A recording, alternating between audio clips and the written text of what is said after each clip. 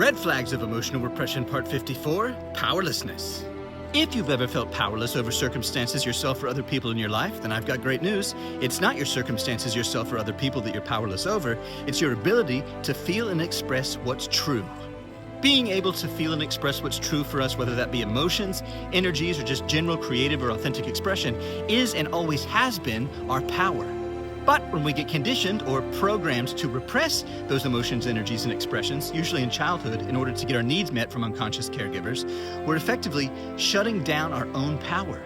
We're rendering ourselves powerless in order to stay safe and get love. Now, the reason I did quote fingers around powerlessness is because it's only seemingly true, meaning it's only true when you're in emotional repression and denying your own power.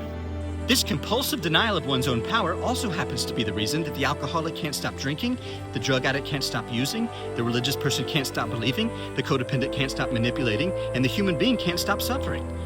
And this is because when we bury what's true, we're forced to believe things about ourselves, others, and the world that cause us and others to suffer.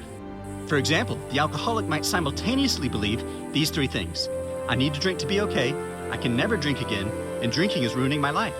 Now, here's where I lose people sometimes, so pay attention.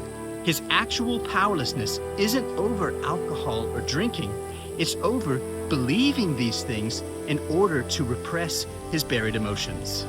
His emotional repression-ensured programming is what drives him to both drink in order to try and ease his suffering and abstain in order to try and ease his suffering. But our question in KI is, why do either when you can resolve the root of suffering and come out of emotional repression? Is it wiser to admit that you're powerless over alcohol or drugs or codependency or clinging to beliefs or any of the effects of emotional repression, or to recognize that you're powerless over repressing your emotions to begin with, and then using the tools of emotional repression inquiry to reverse the process and empower yourself again? Each of us who feels powerless has to be the one to answer that for themselves. So if you'd like to reclaim your power by resolving the root of suffering instead of hanging out in the branches, tap the link in the caption of the bio.